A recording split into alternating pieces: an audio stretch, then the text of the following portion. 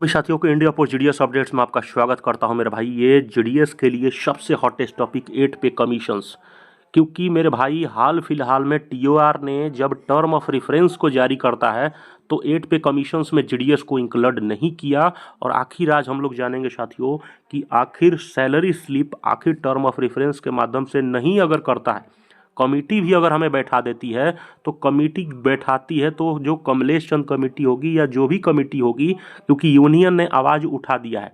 आपको इस माध्यम से वीडियोस के माध्यम से दिखाएंगे कौन कौन से यूनियन अभी 15 नवंबर को बहुत बड़ा एक इंडेफिनेट स्ट्राइक करने जा रही है।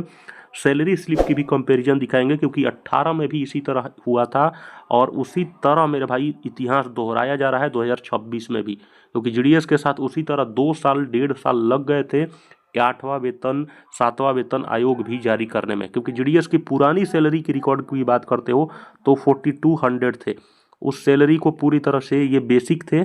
नया सैलरी आप जैसे आप देख सकते हो मॉडिफाई किया गया, बीपीएम 12,000 एबीपीएम 10,000 उसको मॉडिफाई किया गया, कमलेश चंद कमेटी ने वो भी किया मेरे भाई।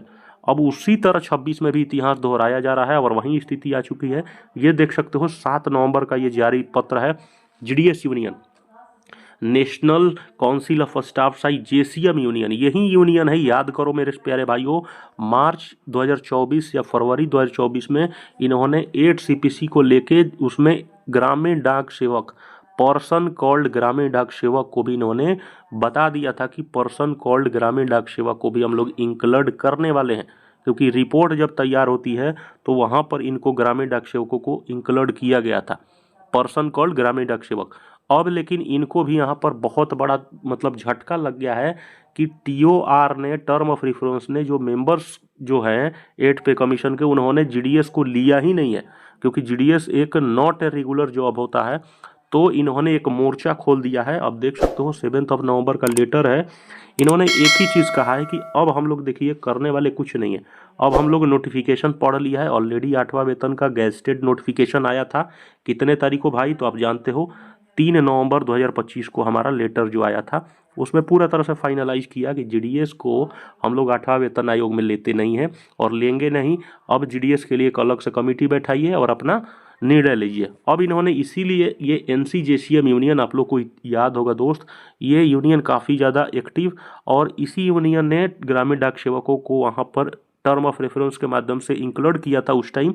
अब ये कमेटी पूरी तरह से क्या कर रही है, अब डिस्कशंस करने जा रही है कहाँ पे, दिल्ली में 8 पे कमीशंस को लेके, खास करके सिर्फ जीडीएस के लिए। अब देख सकते हो कितना स्पेशल वीडियो होने वाला है जीडीएस के लिए। कितने तारीख को, तो 15 नवंबर को, कितने तारीख को, 15 नवंबर को। अब ये बहुत बड़ा मोर्चा संभालेंगे दिल्ली में, देख सकते हो Firoz Shah road New Delhi staff side के पास इनका अपना सेक्रेटरीट ऑफ नेशनल जेसीएम, ये अपने ऑफिस में 15 नवंबर को 11 बजे सुबह में दोस्त, ठीक है। वहाँ पे सारे स्टाफ होंगे 8 पे कमीशंस को रिगार्डिंग, और जीडीएस के लिए हमें जल्द से जल्द न्याय मिलेगा मेरे। बहुत सारे ओपीएस को लेके, ओल्ड पेंशन स्कीम को भी लेके बहुत सारे जंतर मंतर पे हड़ताल हो रहे हैं।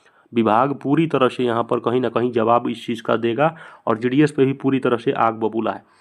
थोड़ा सा सैलरी को कंपैरिजन लेते हैं कि अगर सैलरी हमारी 18 वर्सेज 26 का एक्सपेक्टेड लेते हैं तो 18 में और 7 पे कमीशन मिला, 7 पे तो लागू 16 में हुआ था, वो 18 से मिलना स्टार्ट हुआ था।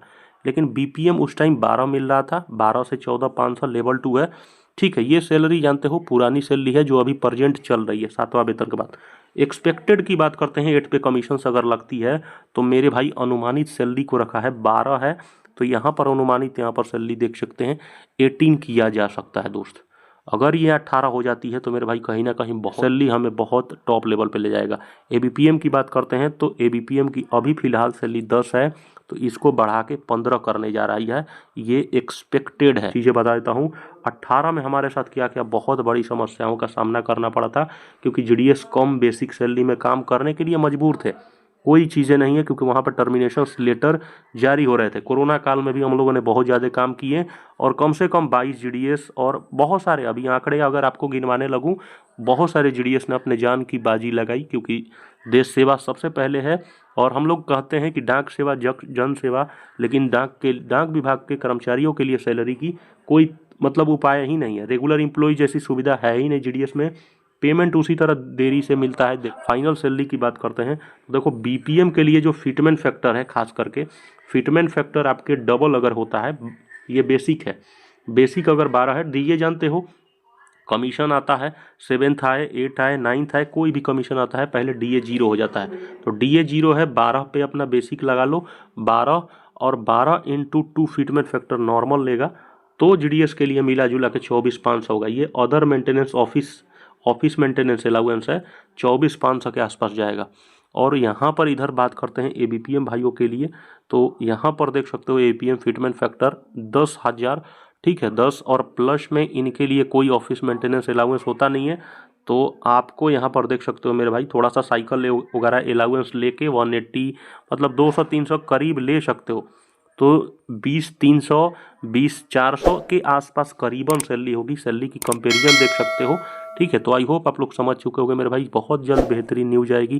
चैनल को सब्सक्राइब करके रखें। धन्यवाद, लवी भाई।